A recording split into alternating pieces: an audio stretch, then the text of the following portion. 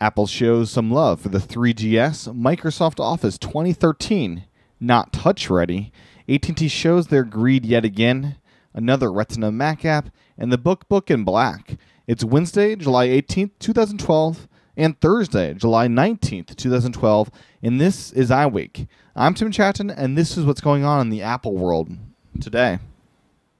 Good morning and welcome to another edition of iWake. Today's show will cover both today and tomorrow. Even though I don't live in the future, the news of today will be relevant tomorrow. I won't have time to get two shows out, so I'm making this a double show to cover both today and tomorrow. Kicking off the show today are some more tweaks in the third beta of iOS 6. Before getting into these, I should remind everyone that last year we had around 5 betas of iOS 5. So we are about halfway through the cycle if things go according to plan. According to last year's plan, that is.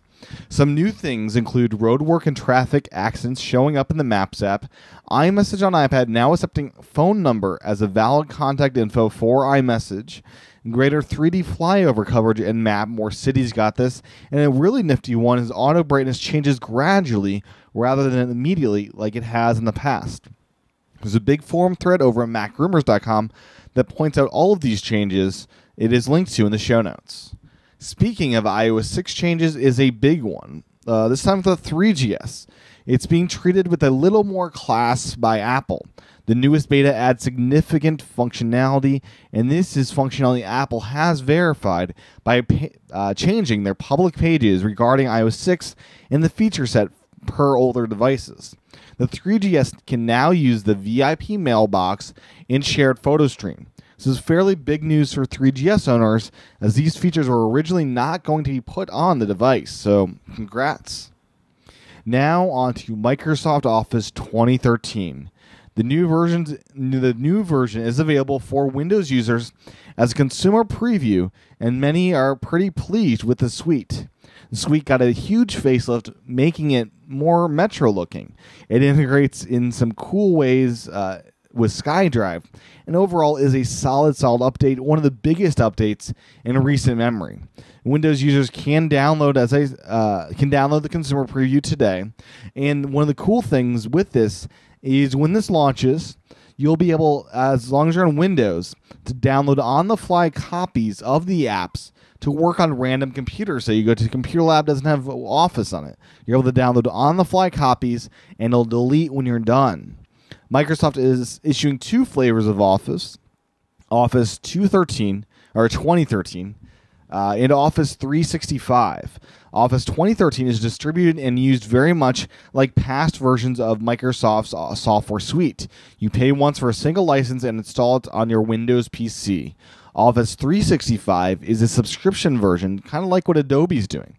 This will have varying monthly costs depending on how many number of licenses you want and the options desired. A home premium version will include 20 gigabytes of cloud storage with SkyDrive, Microsoft's online storage service, which is kind of like iCloud but not really, and it will also come with 60 minutes of Skype service per month, which I find intriguing to say the least. The version's license allows access from up to 5 devices. So hooray for more confusing versions. The final version won't ship until 2013, but so far, it's a good start. So speaking of Office 2013, it's a whole touch question.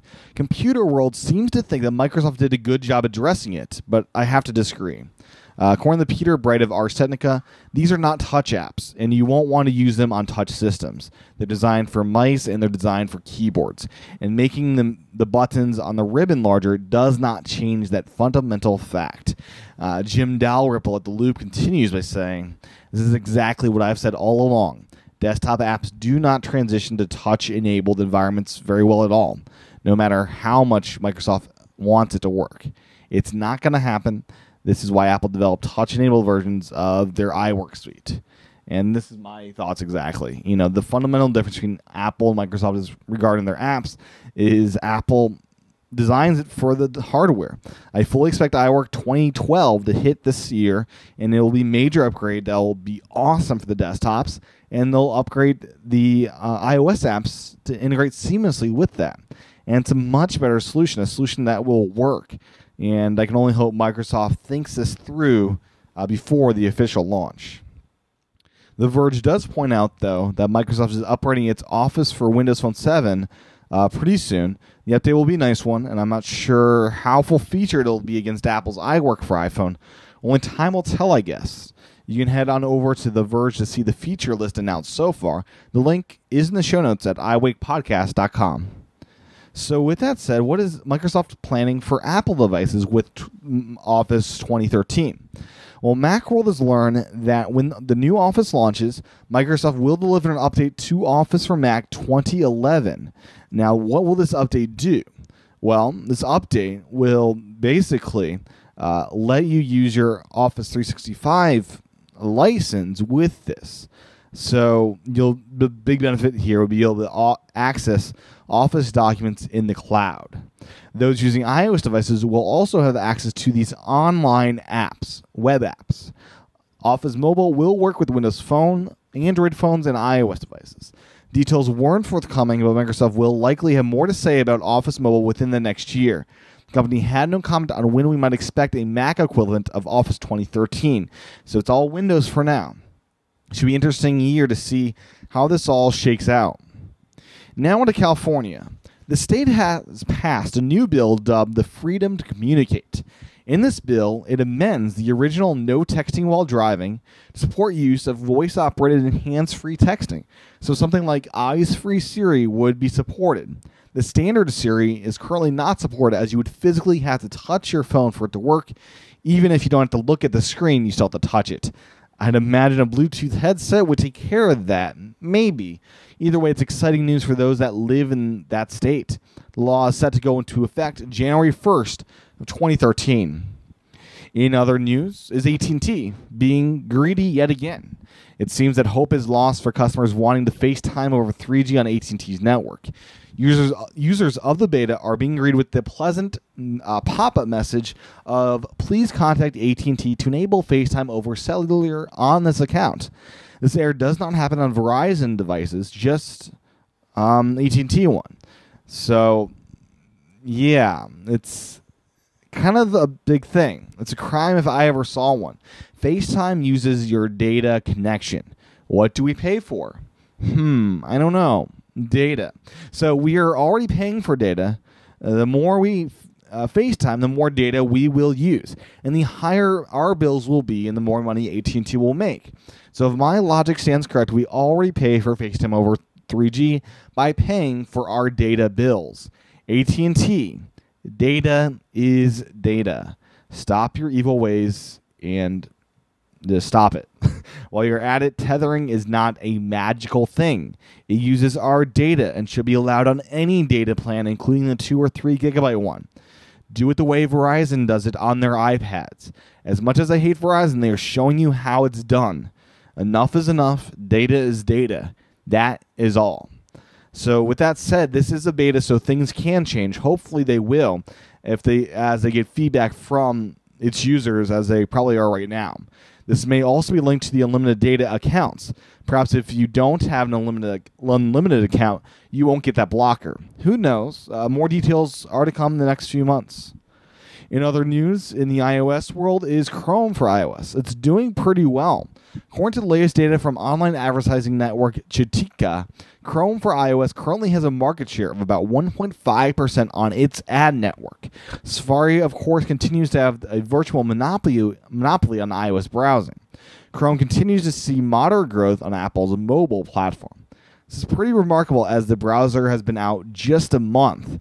I personally don't use it, but it seems to be getting a fair bit of adoption. Next up is a shiny new version of 1Password. This time it's for the Retina Max. According to David Chartier of AgileBits, available now in the Mac App Store and from our very own site, is a shiny, extremely high-res version of 1Password. Accompanying all those new pixels are 130 new images for 1Password's various interface elements, bringing 1Password's total pixel count on a 15-inch MacBook Pro with Retina up to 4,746,049. Yowza. 1Password is a great app, and I'd recommend it for anyone that needs a password manager, and I'd reckon pretty much everyone needs one of those. In other Mac app news is the long-forgotten OmniWeb. Evidently, this free web browser from the Omni Group, the makers of OmniFocus, OmniGraphel, got some love yesterday. The app got a sneaky peeky update to work with Mountain Lion. I'm not sure what, if any, Mountain Lion specific features were added, but it is cool to see an update to this nifty little browser. I linked to the download in the show notes over at iWakePodcast.com. In other app news, there's a new app for Android and iOS. This time, it's for The Verge. According to the site, The Verge has been unleashed in the app and Play stores, and you can download version 1.0 of our mobile apps right at this moment. They've been working hard to bring core features of the site to the appy environment, and they thought they got it right with some goodies that you're going to enjoy. For starters, not only is our news, reviews, feature content readily available, they've also included quick access to all their photo galleries, videos, and podcasts. Videos play great on both iOS and Android. Commenting is fully intact, and sorting options quickly jump from hubs to brands. The latest news are just a touch away. They've also laced in story stream technology to not only let you easily view the latest updates to an ongoing piece of news, but also track a story you're interested in. And you're able to just track follow button to the story stream, and the content gets deposited into your curated list of stories. A pretty cool app from the description here. Keep in mind, this is just their version 1, and they've got a long way to go before it's a perfect product, as everything takes time. They're going to be tweaking and iterating on these apps, and they do welcome feedback over at The Verge. So that's that. I do like what The Verge is doing overall, and we'll be giving their app a try. I haven't looked into if they will be making a tablet app. My gut feeling, however, is that this current website they have is so iPad-friendly that they don't really need one. But who knows? Last up today is a black version of the BookBook. The BookBook is a wallet-looking device, or book-looking device. Got one right here. And basically, it's out in black. It's a wallet iPhone case combo. And I've used one for many, many months. And it's currently the case I use. I can see it right now. So it's a case wallet combo that's designed to look like a leathery little book, a Bible to many. The black one has a very slick look to it, and has slightly different icons on the spine here. The brown one, which I got a little refresh as well. It has some red coloring along the spine that it didn't have before. I get tons of compliments on the BookBook and overall love it as a case and wallet. It serves my needs quite nicely. I'd encourage you to get one if you're looking for this kind of solution. The case wallet combo comes at a cost of $60. It can be ordered from 12south.com or in the Apple retail stores. Just search for the BookBook. It's now available in black and a newly refreshed brown. Oh, finally, I just want to let everyone know I discovered that AMC's website is running the full Breaking Bad Season 5 premiere on their website for a limited time. Or if you want to just pay the $3 on iTunes for it, a good premiere, especially for hard drive geeks all over. Anyways, that is all. That's what's going on in the Apple world today and tomorrow. If you like this show, head on over to iTunes and leave a review. Also, I do this thing called iWake Again every Saturday. So sign up over at iWakePodcast.com/again. It's $10 a month. That $10 is basically a quarter an episode. It's a way you can donate and support this show that you're listening to right now financially. So iWakePodcast.com/again. Great way to donate, as well as get extra content on Saturdays. Your support is badly needed for the show to continue on, and I'd really appreciate it. Subscribe over at iWakePodcast.com/again. Also, I do videos over at youtube.com/TCHATEN. Join me tomorrow for another edition of iWake. Or, I should say, join me Friday for another edition of iWake, as this show will cover both today and Thursday. Thanks for watching and listening. I'll talk to everyone again real soon. Aloha.